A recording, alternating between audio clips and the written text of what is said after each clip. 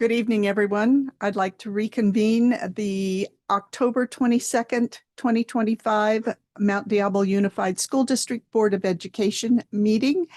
We met previously in closed session. Our 5 trustees are present, and our student trustee, Barrera Oriana, is absent this evening.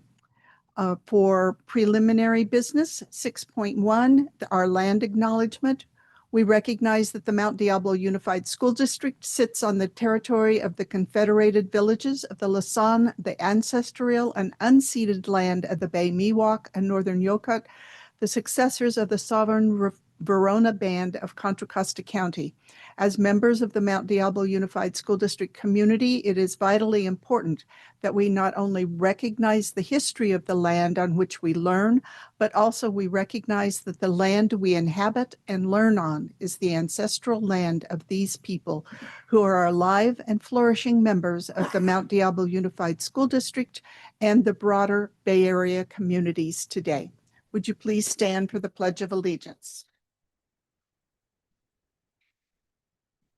Allegiance to the flag of the United States of America and to the republic for which it stands, one nation, under God, indivisible, with liberty and justice for all.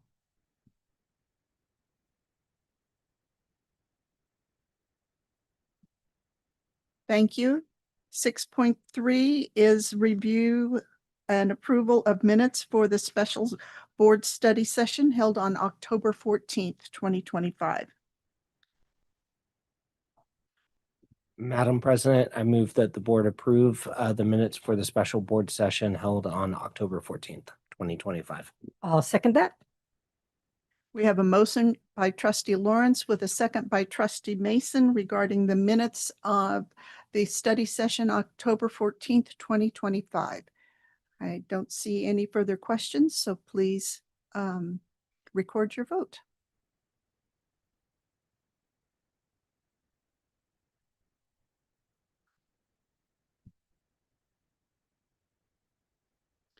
So the motion is adopted on a 4 yes, 1 abstention, and the student trustee is absent. Thank you.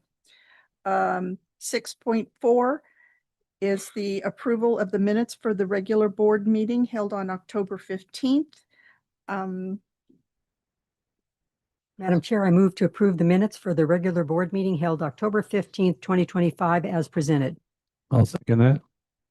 We have a motion by trustee Mason with a second by trustee McDougall regarding the approval of the minutes for October 15th. No further discussion. Please cast your vote.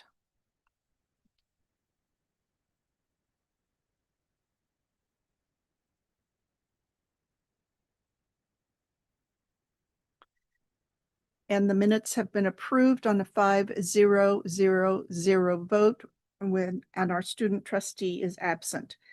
6.5 is the approval of the agenda. Dr. Clark, any changes to the agenda? Yes, Madam President, we would like to pull 11.1. We will bring that back at the next meeting.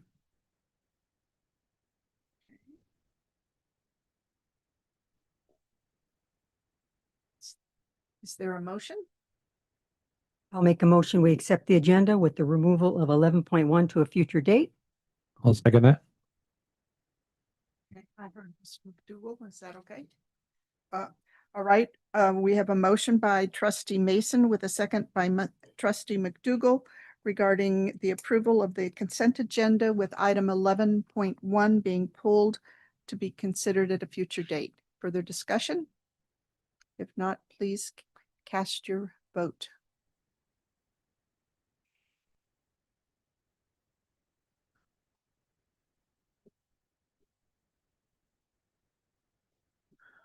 Madam President, a quick clarification. I believe you said approval of the consent agenda, but I believe this is approval of our standard agenda. Yes, thank you for that correction. I'm trying to get this meeting over with.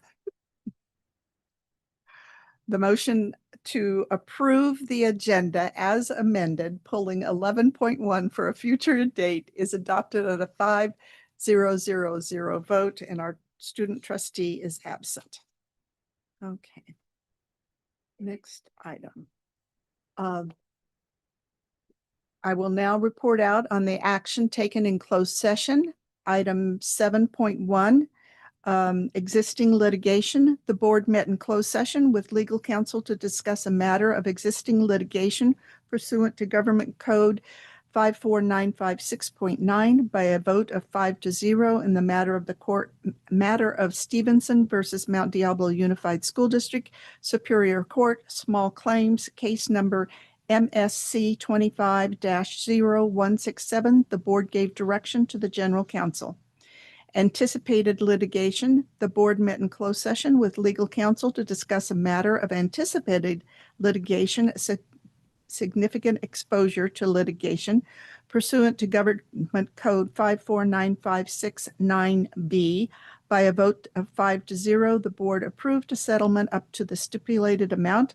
The plaintiffs and the other particulars shall be disclosed to any person upon inquiry, unless to do so would jeopardize the district's ability to conclude the existing settlement negotiations to the district's advantage.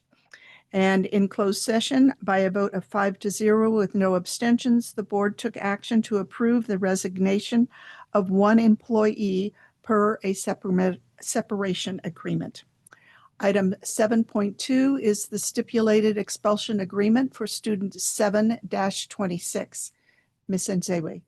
I move to approve the stipulated expulsion agreement for student 7-26.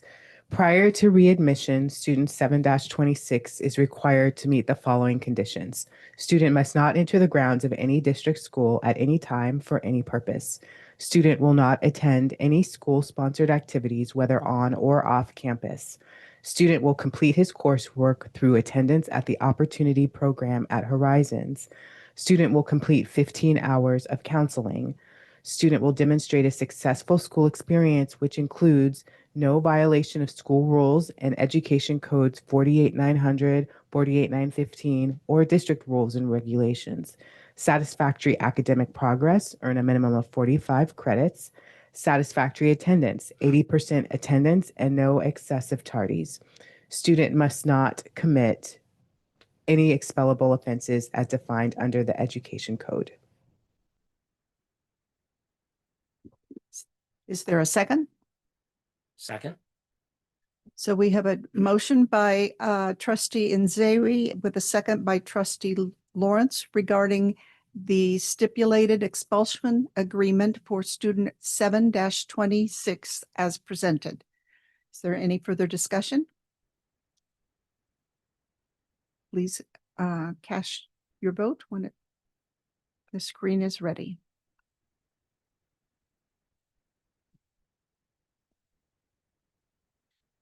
And the motion is adopted on a 5-0-0-0 vote.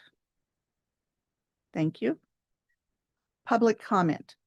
The public may address the board regarding any item not on the agenda. The public comment will also be allowed on each specific agenda item prior to board action thereon. In accordance with the Brown Act, the board may not take action or engage in dialogue on items that are not posted on the agenda. So we have no public comment cards for this part of the agenda. We will move on to communications. 9.1, district organizations. At regular board meetings, a single spokesperson of each recognized district organization may make a brief presentation. Items are limited to those which are informational. And our speaker is Mrs. Linda Ortega. Welcome, Linda.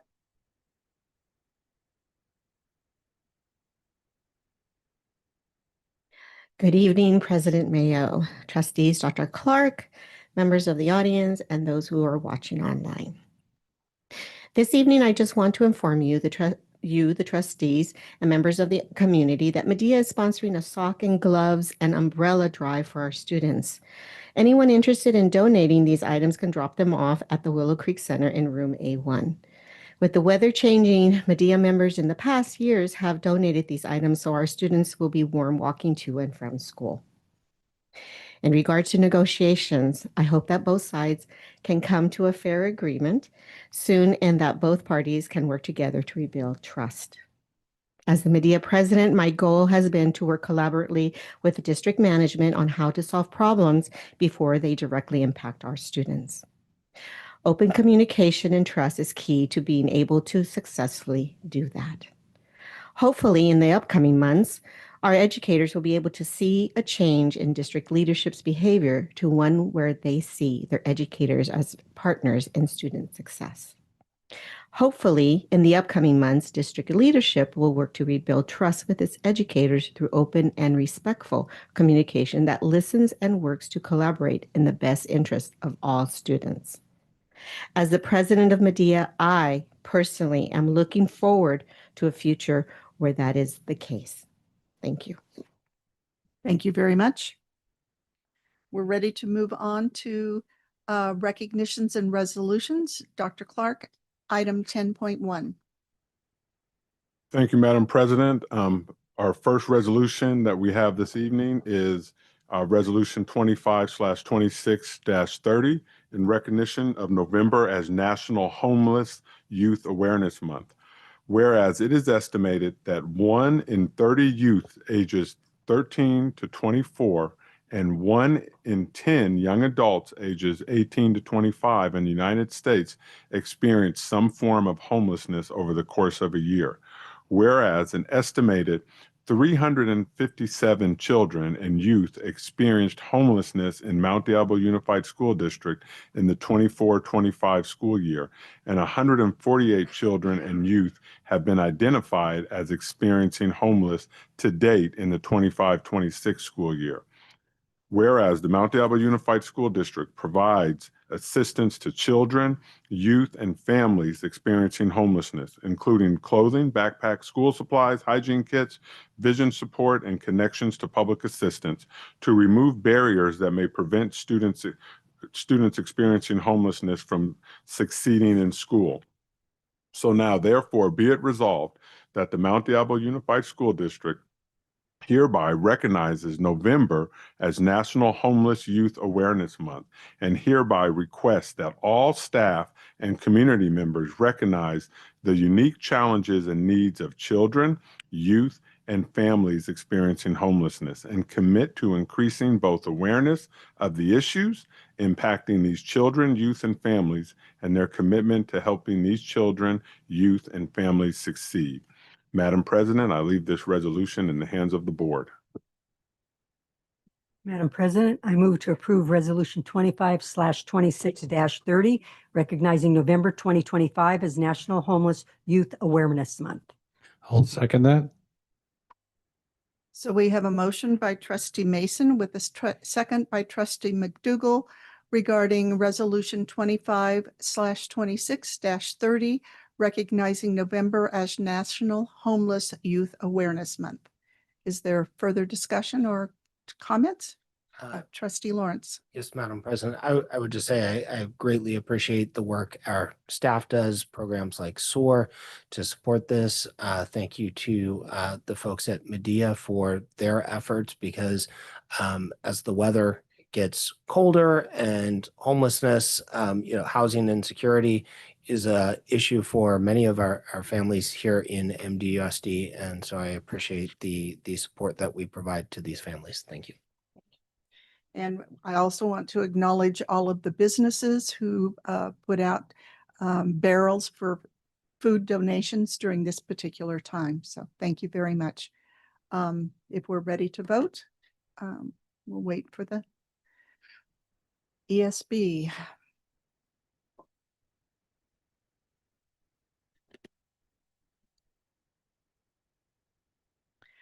And resolution 25/26-30, National Homeless Youth Awareness Month, as in November, is adopted on a 5-0-0-0 vote, and our student trustee is absent. We're ready to move on to 10.2. Dr. Clark.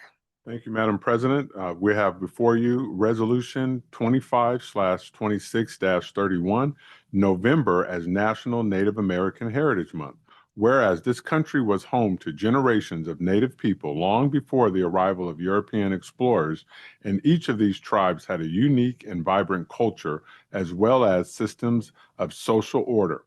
And whereas each tribe has celebrated heroes of their own in government, sports, visual and performing arts, literature, engineering, medicine, education, and environmental science.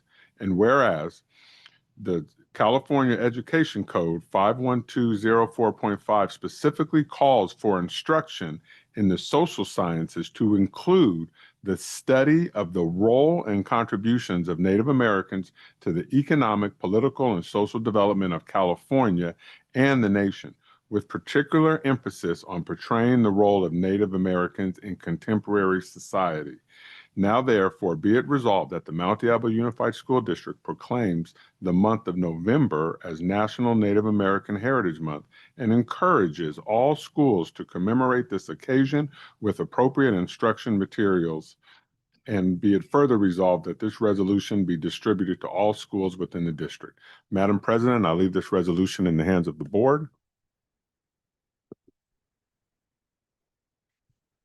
I move to approve Resolution 25/26-31, recognizing November 2025 as National Native American Heritage Month. Second. So we have a motion by trustee Nzewi with a second by trustee Lawrence regarding the approval of resolution 25/26-31, recognizing November as National Native American Heritage Month. Is there further discussion? Well, I would just like to make a few comments, please. We have our land acknowledgement that we share at the beginning of each of our meetings, and that recognizes the tribes that were Native Americans, First Peoples in the Mount Diablo Unified School District boundaries. We also did a resolution on for Indigenous Peoples Day, and that resolution recognizes the contributions of First Peoples in California and those who have relocated from the rest of the United States, including Alaska, and from North and South America to California, and who have contributed greatly to the state of California. Today, this resolution speaks to addressing the history of Native peoples across the United States and in our history. And for me, this is especially moving because my family, my ancestors, participated in the Trail of Tears, and my ancestors were also removed to Indian schools, and some survived and some did not, both on the Trail of Tears and in the Indian schools. The history is important because we need to speak up when injustices are used with a particular group of people whenever that occurs. And it's only through the truthful presentation of history that we will learn from our mistakes and do better by all people in the state of California and across the nation.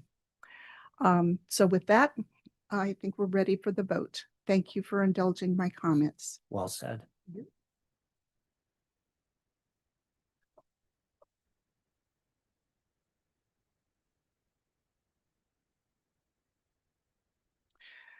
So this motion is adopted on a 5-0-0-0 vote to recognize November as National Native American Heritage Month. Thank you very much. We're ready to move on to public employee appointment. Dr. Clark. Oh, right, you did. I didn't strike it. Okay. Trustee Nzewi, would you like to go first? Quickly, what I did forget last week was recognizing that, and now as of today, we're in the second longest government shutdown in our nation's history, and to acknowledge the impact that that has in our district's families, whether it's among our employees, they may have a family member, a spouse, a partner in their own household who is not being paid right now. We have families who will not receive their SNAP benefits, their CalFresh in California, their CalFresh benefits beginning this week. And it's horrific. And I just want to acknowledge that we have our community and our nation is struggling by choice. Thank you. Thank you. Trustee Mason. Last week, I was invited to the rocket ship back to school night, and I went and visited them. They had a great turnout, just like we did. Not much different than ours. There's a little more structured than ours, but it was a nice visit. And I appreciated walking around with my friend Demlis and hearing all about the programs there. He used to work for Supervisor Glover, so that's how we met.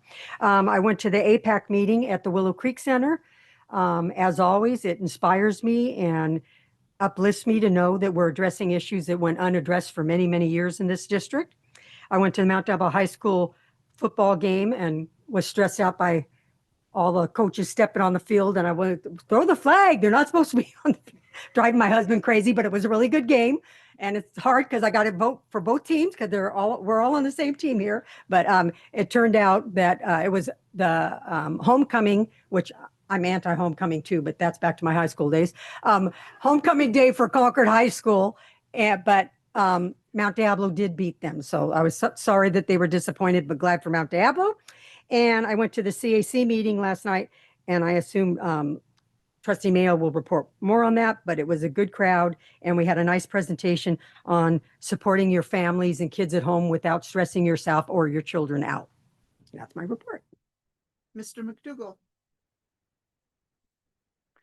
While there weren't many district events that I attended this last week, it certainly wasn't because I wasn't busy, but in the interest of moving the meeting along, I'm going to close down right now. Trustee Lawrence. I will pass for this week. Thank you. Well, I'm going to make a few comments. Among other activities, on October 18th, my family visited the California State Indian Museum in Sacramento in observance of Acorn Day.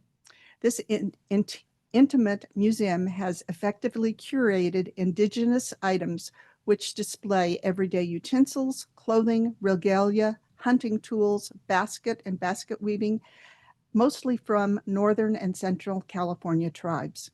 It is a child-friendly museum with hands-on activities. The California State Parks employees and tribal docents of all ages were located outside under heritage oak and redwoods at numerous booths with hands-on activities for the public. And yes, acorns were falling on us as we participated in the activities. They patiently answered questions and corrected myths about indigenous cultures and practices. One favorite was the live bat exhibit of 4 species native to the Sacramento area. As bats and their habitats decrease, more pesticides are required, which are harmful to all animals, plants, and insects, and humans long-term. Our native peoples were aware of them and treated bats with respect. During the summer, tours are available by a society or an organization in Sacramento that work to inform the public about bats. These tours are offered at dusk in the summer, as I said, and they are under the causeway. So it's a very dramatic event if you ever have the opportunity to attend one of those. And as Ms. Mason indicated, we both attended the CAC Special Ed Committee meeting on Tuesday night, and the informative slide deck for parents can be located on the Special Education website under CAC, the Community Advisory Committee. Dr. Clark, we're ready for your report. Great. Thank you, Madam President. I know we're back here already after a week off, but it's always good to be able to do the business of the board. Tonight in my superintendent's report, I'm going to use the majority of my time to share publicly our overall standardized testing results from the state. So first of all, as we look at our LCAP goals really guide the work that we do within Mount Diablo, and many of our goals were developed as a result of not only our SBAC results, our CAF scores, but also from the results from the dashboard, which will be coming out in the next few months. So as we get our data and then we come up with a plan on how we're going to respond to our data, you now have our LCAP goals. And along with these goals are resources in the forms of monies that allow us to work towards achieving our goals. So tonight I'm going to give you an update on the California Assessment of Student Performance and Progress. And so I'm not gonna read the whole thing, but I just wanna just highlight some things so people know what I'm talking about.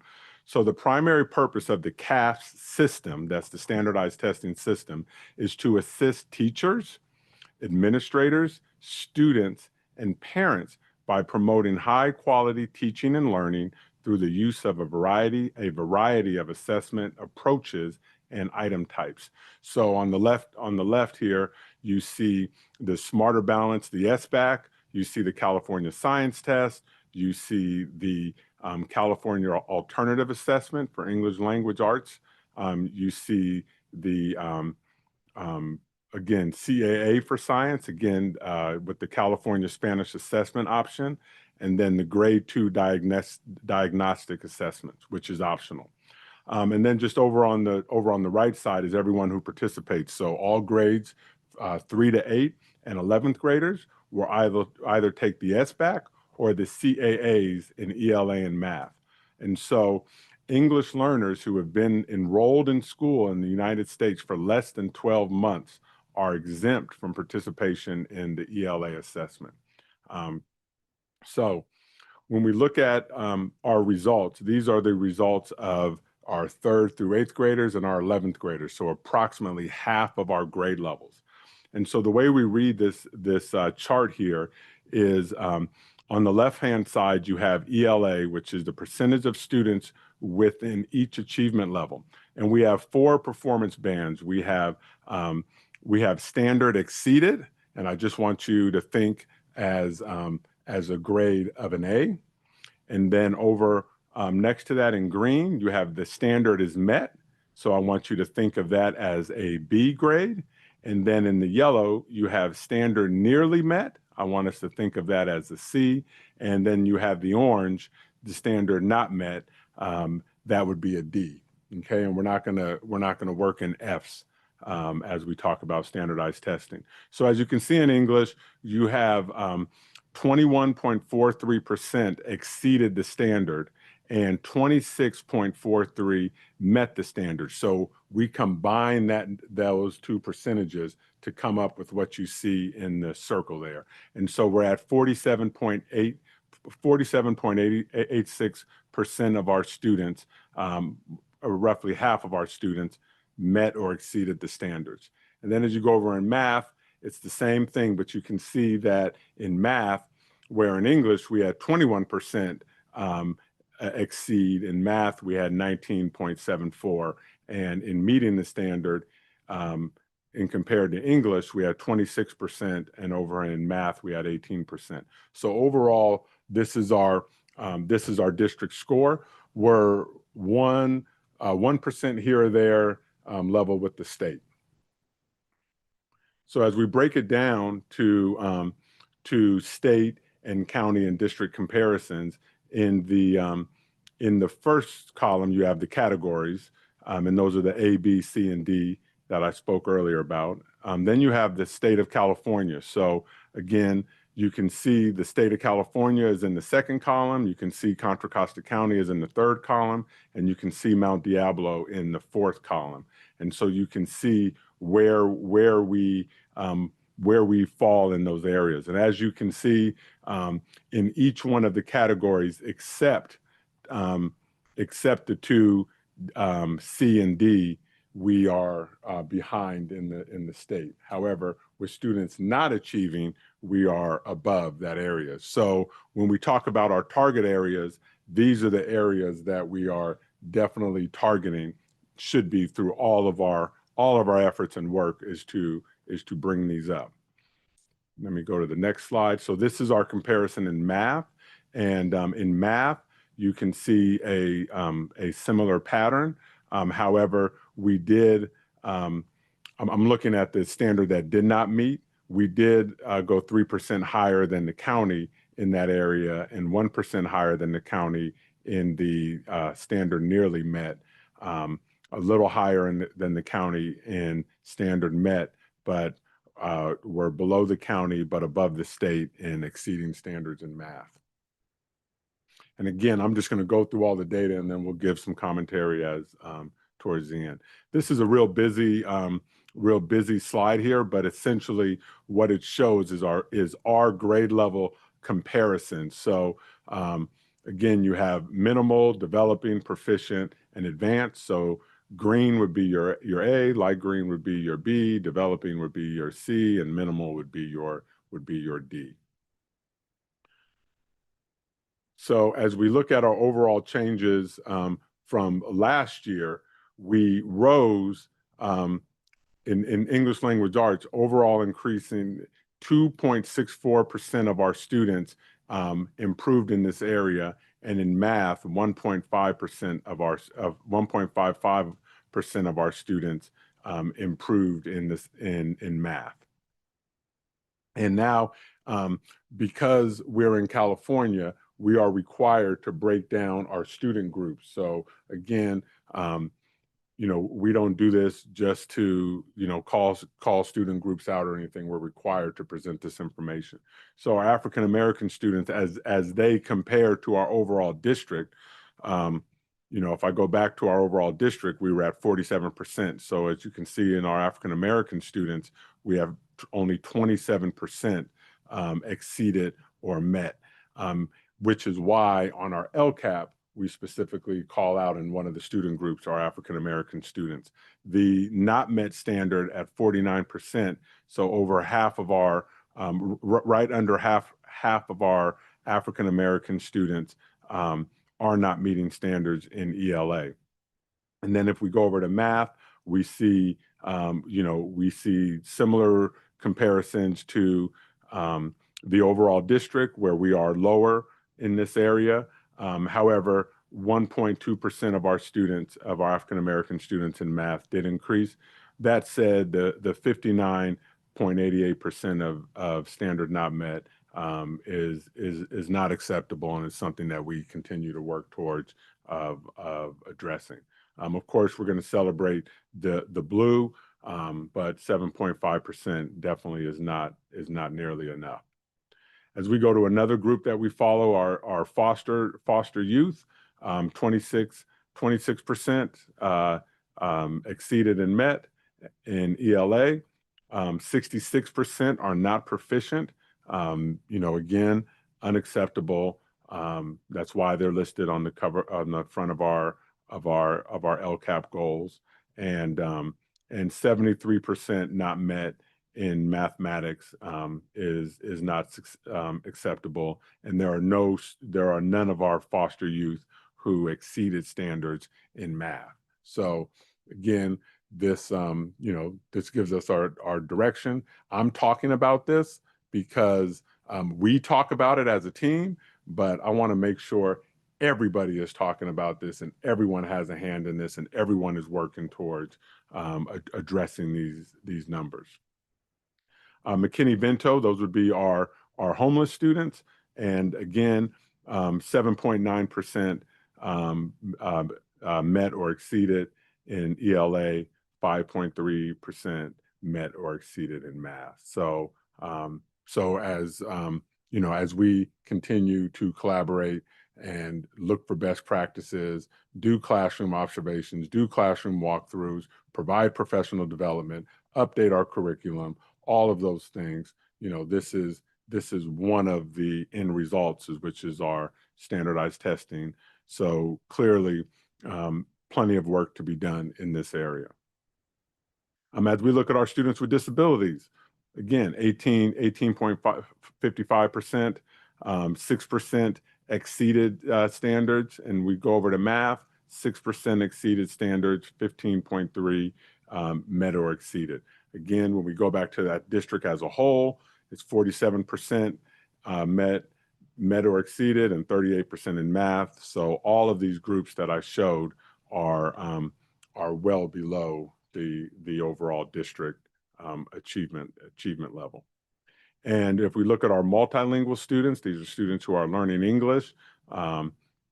You can see where where they fall: 4.82% and 5.9% in math. Sometimes in this area, when you have students who are learning a language, they tend to do better in math because some of it is numbers. Math is, in the SBAC exams, the math portion does have a lot of word problems, and so there is literacy that needs to happen. And so, but students are doing a little bit better in math. This is one of our primary focuses this year. And so we are targeting our multilingual learners. And so, hopefully we'll get the support and the collaboration and able to do that, and that we can continue to implement best practices in all of our classrooms. These are our science scores. So overall, as a district, we have 32% meet or exceed. And in grade 5 in our CAF score. So this was the overall result. This was grade 5. Again, not all grade levels take the science test. So in grade 5, this is how our students progressed: 33%, and in grade 8, 35%, and in high school, 26%. So the science portion is relatively new over the last few years, and so we're still working on this. But again, still lots of work to be done. This is our state and county comparison. So as you can see, we lag behind the county, but we're above the state and exceed it. And we lag in standard met, and we exceed Contra Costa, but we lag behind the state. And then in our standard not met, we're higher than both state and county. So again, work to be done in that area. I'm going to share some individual spreadsheets, and let me work backwards here. So yeah, this is small. Is there any way that you can blow that up, Mario? Thank you. And that's fine. So these are our student groups. So every student group and also grade levels. And so I think it's important so that we can look at this. And so you can see where each ethnicity scored in the column there. And so our columns are Black, African American, American Indian, Asian, Hispanic, Pacific Islander, white, and 2 or more races. And so you can see in this area, our highest performing group is our white students. Our lowest performing group and exceeded would be our American Indian, Native American students. And so you can see that in both, at least in ELA. When we go over to math, our highest performing group is our Asian students, and lowest performing again is our Native American students. As you go down the chart, you can also see some interesting things. You can see the IFEP and the RFEP. That has to do with their designation of language, whether they've been redesignated or whether they have not.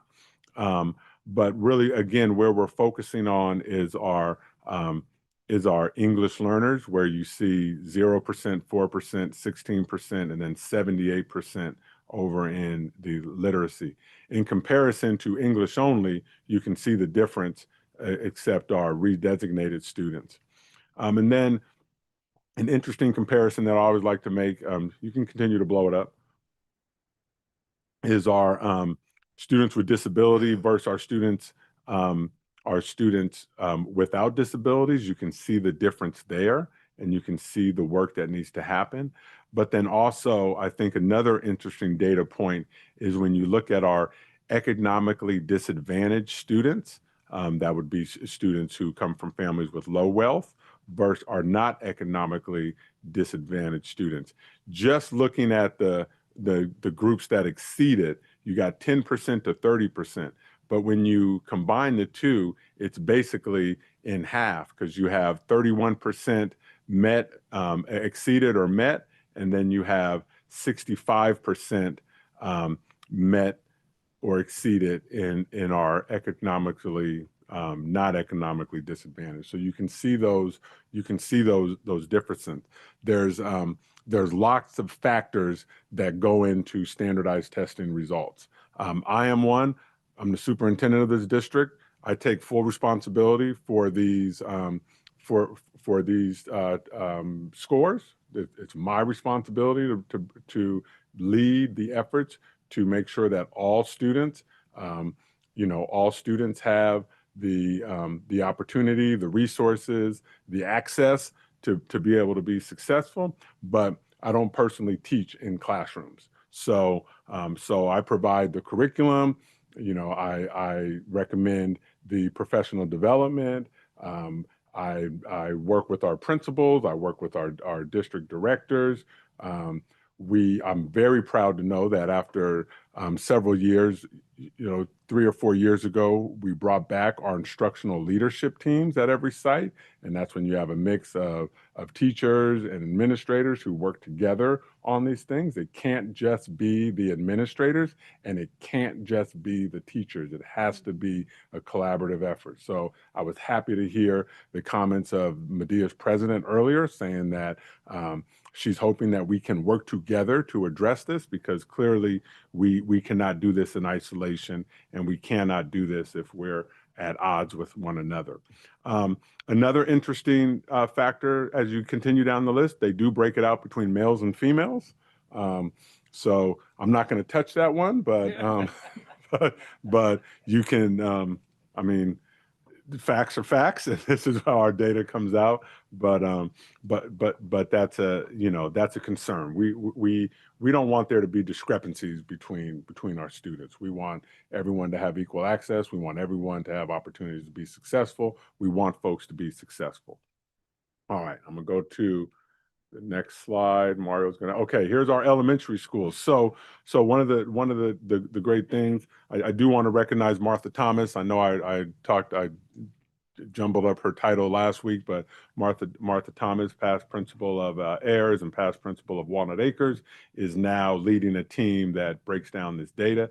And what this is, and again, just for a reminder, I emailed this out to every family, every employee of the district 1 hour after it was released by the state. And so I really find this document pretty fascinating because it shows the last year's 23-24 scores compared to the 24-25 scores. And what I'm happy to see, at least in that first column for ELA, you see way more green than you see red. So where there's growth, there is there's green, and where there's a decline, there is red. Couple schools I just want to shout out. Sun Terrace, you see them with a 14% growth there at the bottom of the ELA for elementary. You see Silverwood with an 11%. You see Delta View with El Monte with a 7% growth. So those are things that we want to highlight. We want to tap into those folks, find out, hey, what are you guys doing? This is what we do during our professional developments. This is what we're supposed to be doing, like today when we were released early, our students were released early. So that should be a time to work on this. If we go over to math, same pattern, but just there's unfortunately seems to be more red in the math as compared to English. And so you can see, again, El Monte showed some growth here. They're one that stands out. Silverwood showed growth. Sun Terrace showed growth here. And Val Verde definitely showed the most growth with 12%. So one thing as we look at like schools and like districts, you can see that we have many schools on in our district that have high scores, and when compared to other schools and districts are scoring high. But then in other areas where where things are different at those schools, we compare those to schools also that have similar student makeup, similar community makeup, and things like that. So there are ways to compare. We are a large district. We do serve 7 different communities. We serve 30,000 students, even though close to 15,000 are the ones who took this test. There are differences.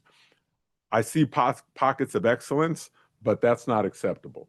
We can't have our parents spinning the roulette wheel, hoping to fall into one of those areas where they're going to be in a classroom or in a school or in a situation where it's going to be different. So we are doing things like doing walkthroughs with multiple people. And what I mean by walkthroughs are we are visiting classrooms and we are watching the instruction. We are seeing what's happening.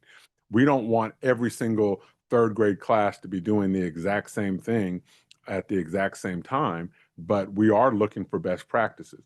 Some of these best practices would be not seeing worksheets.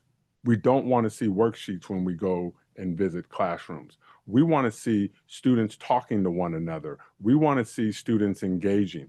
We want to see the district adopted curriculum being used. We do not want to see teachers paying teachers. That is a resource where it's not district approved. It's just things that are out there on the internet.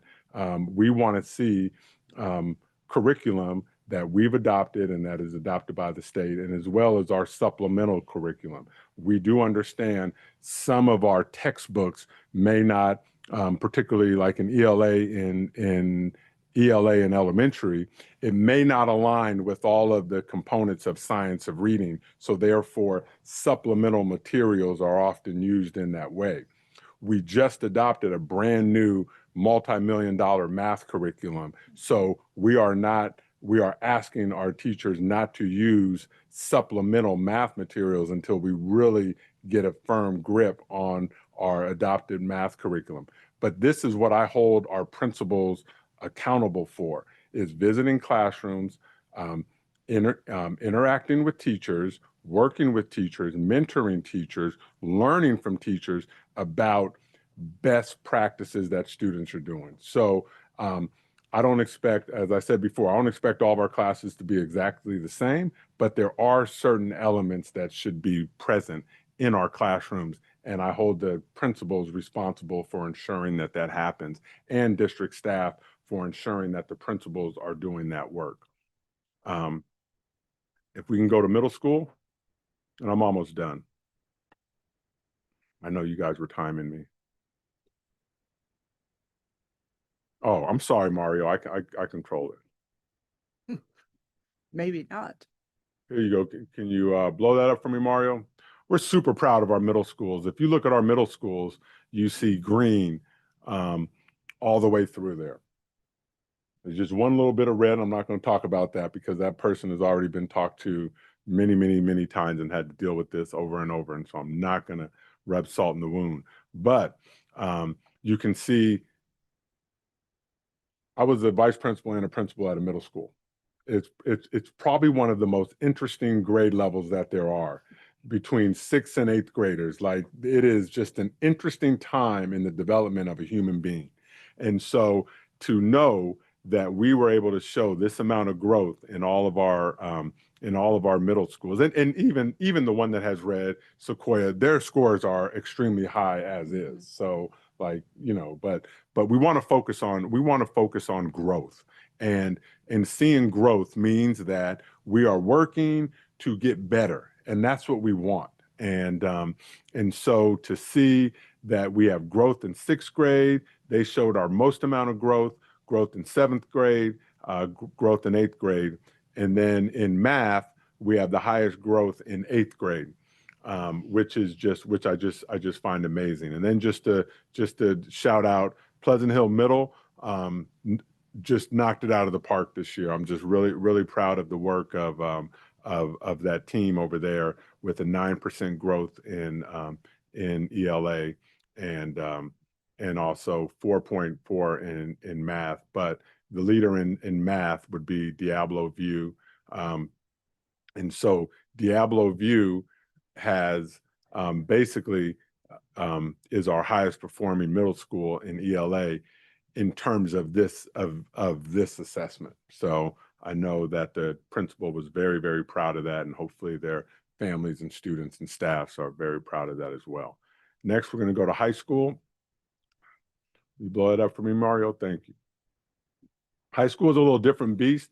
You know, again, I'm not one who makes excuses, and I'm definitely not one who blames. But one of the challenges in high school is that it's only done in 11th grade, so it's just one grade level, and you have there's multiple competitions for standardized testing in high school, whether you have the PSAT, the SAT, or you have the advanced placement exams, or you have the IB exams that take place. And so sometimes our high school students don't necessarily see the value in this test. When you have a fifth grader or something taking the test, they think it's, like everyone is watching that and all that stuff. When you have 11th grader, like it's just a little different.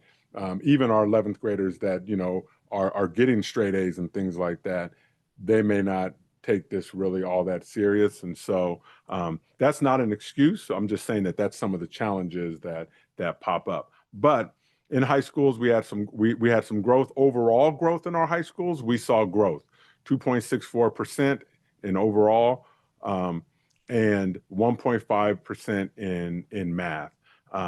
You can see in as we go through, you can see where the I didn't do that, Mario. There we go. No, that's the middle school. There we go. You can see, there's some challenges there that we want to highlight. Olympic High School is on our LCAP is as one of our goals, and they far exceeded their goal there. So we were, super excited about that. I know Courtney Lyon does a good job over there, but to see that growth there is something. Obviously, the negatives that we see there are things that we are paying attention. And I mean, like, it's just kind of shocking that, usually you have the growth in ELA and you have the dip in math, but here it's completely the other way. I will say the high school math teams are doing work with TNTP as well as our middle schools, elementary as well. But like high school started working with TNTP later than the other groups, and so along with the hard work of those teachers and staffs there, along with good professional development, you can see that we almost had growth at all of our high schools except Northgate. And of course, Northgate is not taking that lightly. So who knows how that'll look next year. But anyway, so those are our standardized test scores, which are not the I like to describe it as taking a pizza and cutting it into 3 pieces, and your regular classwork, chapter tests, regular assignments, projects, and all that falls into one slice.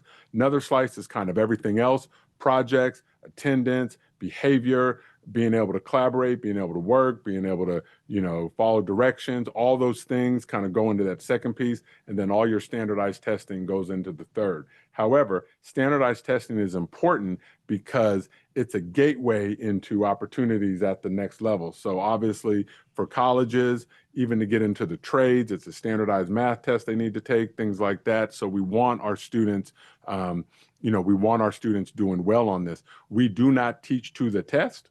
We, that's not what we do, but we believe that if you have good, solid, quality instruction using grade level materials, state adopted materials, and students are getting feedback, and there's opportunities for acceleration, opportunities for reteaching, retaking tests, real guidance, that our students should be able to outperform what we're doing now.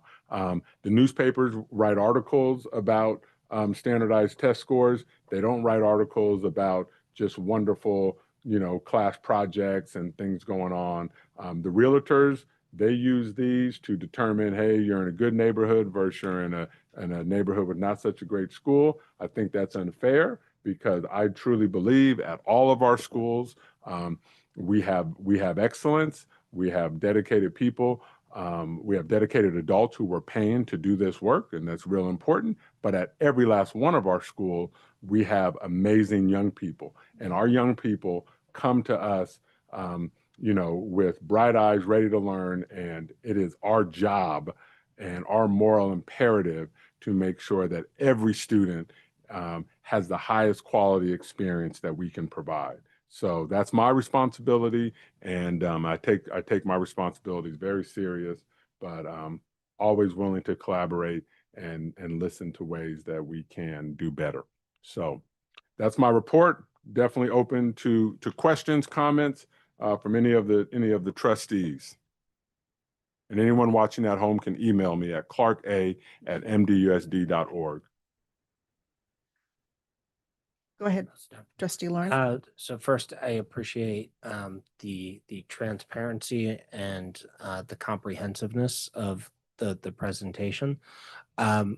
What trends are you seeing what's working so well at the middle school level, especially compared to the elementary? But what are the positives you're seeing, and what are we taking away from that and applying elsewhere?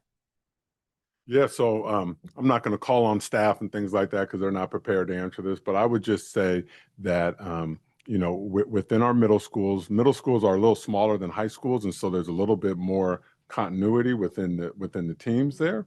And to be honest with you, we have been doing a ton of leadership work with our administrators there. So they are crystal clear on what the expectations are, on what the work is, and they are partnering with those teachers. Those teachers at the middle schools are collaborating with their administrators. They're looking at data. They're looking at best practices. They're sharing those things.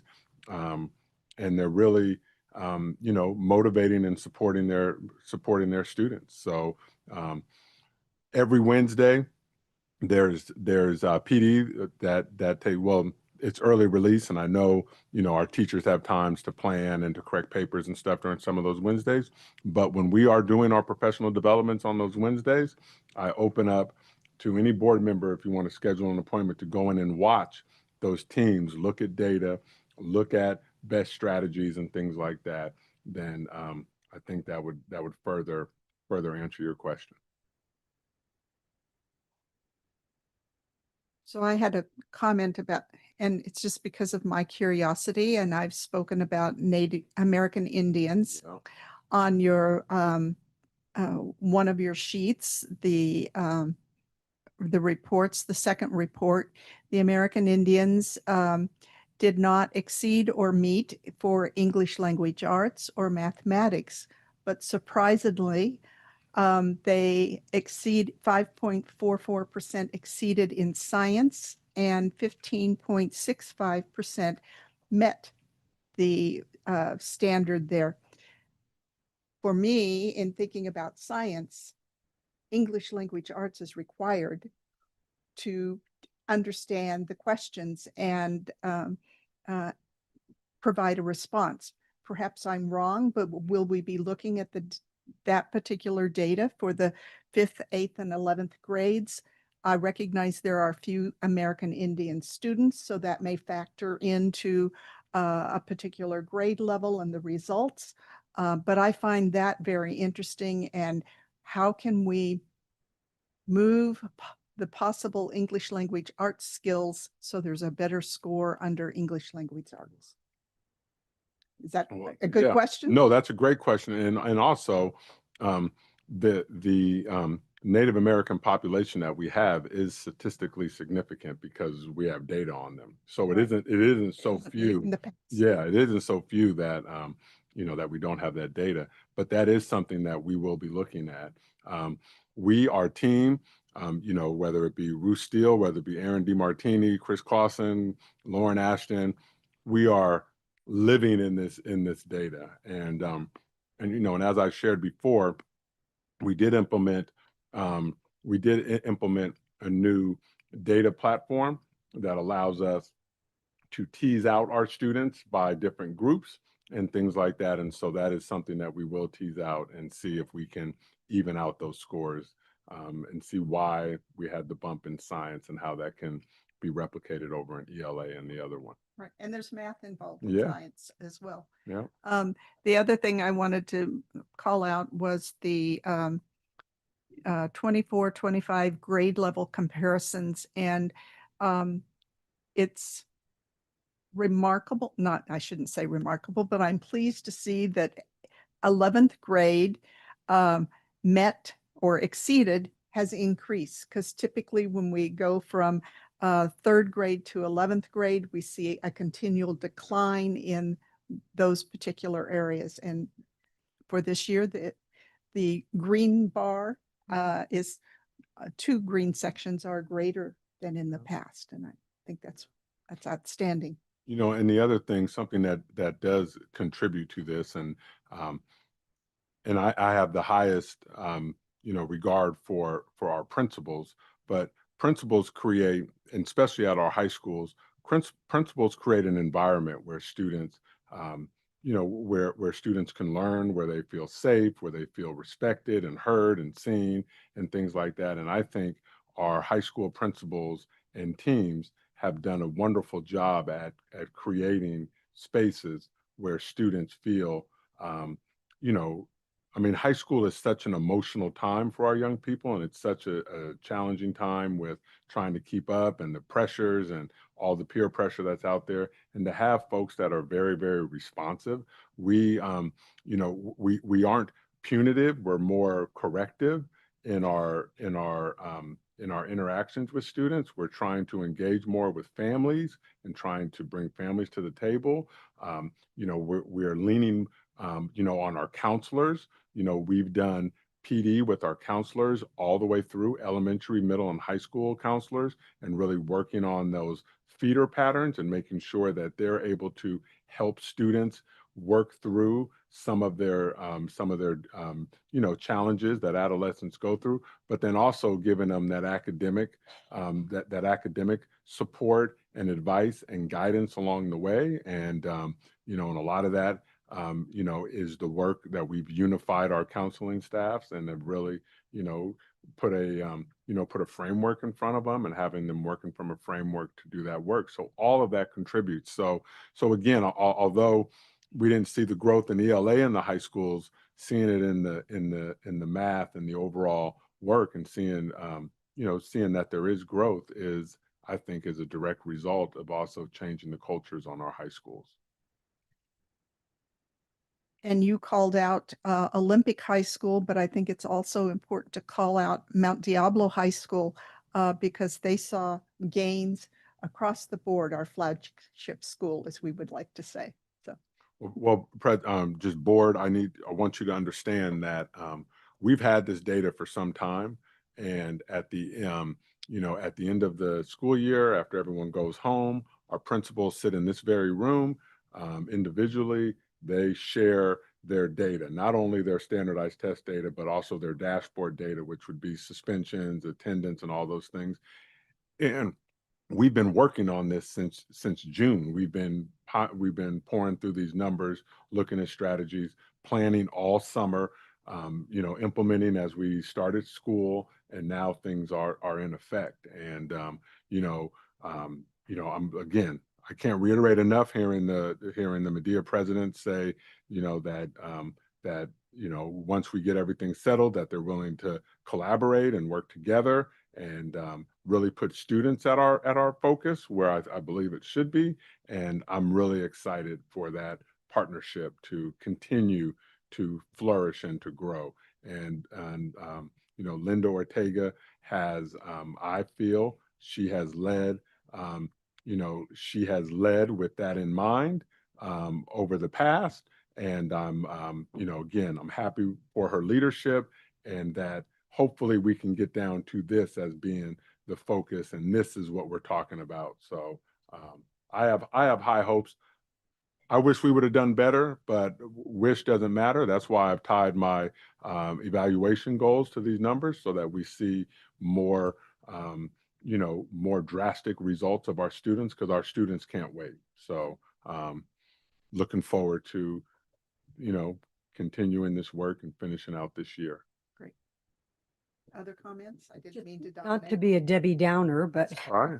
the other thing that we have to realize that we can't control is what goes on in a lot of these targeted groups' life. I mean, if you don't know where you're sleeping tonight, if you don't know where your next meal's, if you haven't eaten, those are all factors that clearly are going to affect how kids perform and are out of our control. So we do the best we can to provide those supports and to help them, but we have to always be realistic. There's always going to be something that's completely out of our control, and we just continue to move forward as you've done and bring everybody to the same page to do the same thing for our students.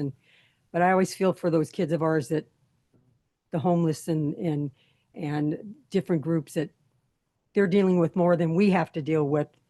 And many times adults make the choice not to show up to work. They're still showing up every day. Thank you. Further comments? We have an extremely diverse student body. There's lots of contributing factors that go into education.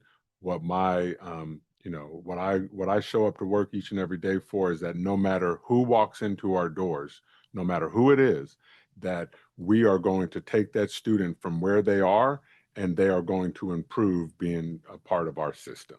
And that is what I work towards, and that's the expectations that I hold for my administrators.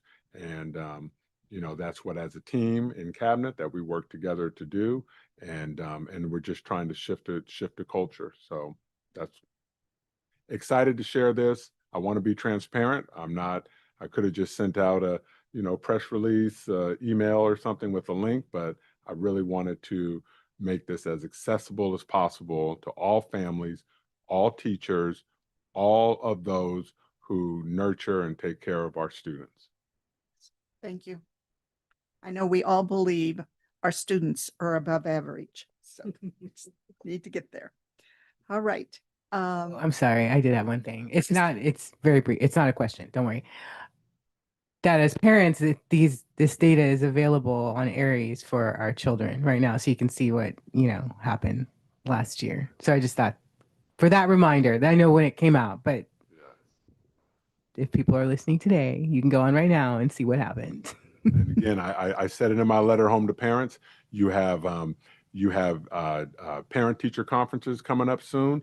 Hopefully our parents bring their scores and want to ask their teacher how is going on in the classroom that's going to contribute this. I also, just as equally, ask parents to talk to their school's principal or vice principal about this as well. Our vice principals and principals are ready to discuss this. So again, parents do have access to their own students' data, and I hope they're accessing that. And if they need help, they can email me and I can get them in touch with someone who will help them. Thank you. We're ready for 14.1, approval of items listed on the consent agenda. No item does anyone wish to pull a particular item?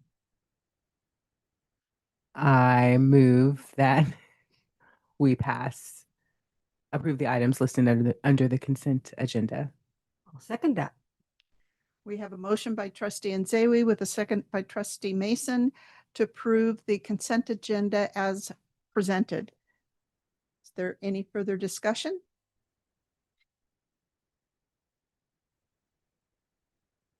Hearing none, we'll prepare for the vote.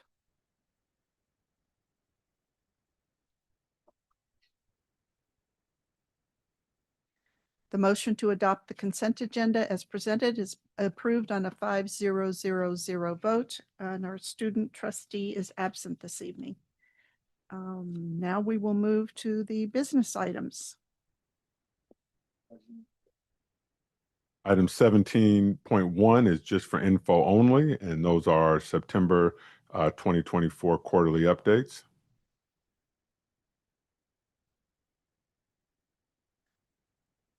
Everyone always leaves when we get to the But I know policy update. I wouldn't be walking out of here. No, I'm joking.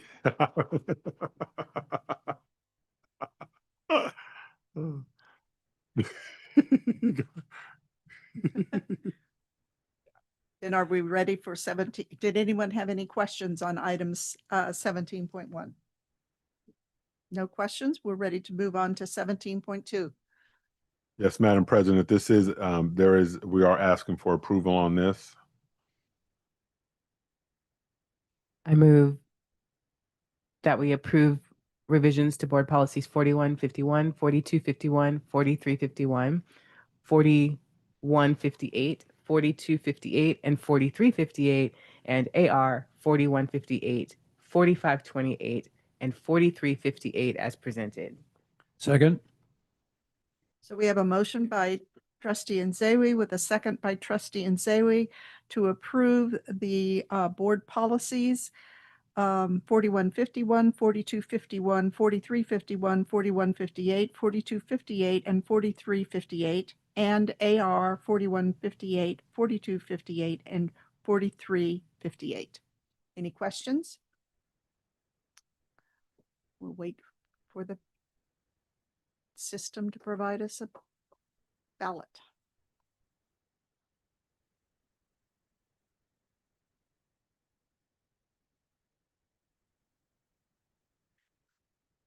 And item 17.2 is adopted as presented with a 5-0-0-0 vote, and our student trustee is absent. 17.3, Dr. Clark. Yes, Madam President, there is info action on this one, so we are asking for some minor edits, which are in your notes. So I make a motion to approve the revisions to BP 4140 and 4240 and AR 4157, 4161.2, 4261.1, 4261.2 is listed again, 4363.1, and 4361.2 as presented. It's not a duplication. Okay. Feels like it should be. I second. Okay, we have a motion by trustee Mason with a second by trustee Lawrence to approve revisions to board policy 4140 and 4240 and AR 4157, 4161.2, 4261.1, 4261.2, 4363.1, 4361.2 as presented. Further discussion? I was ready to say bingo.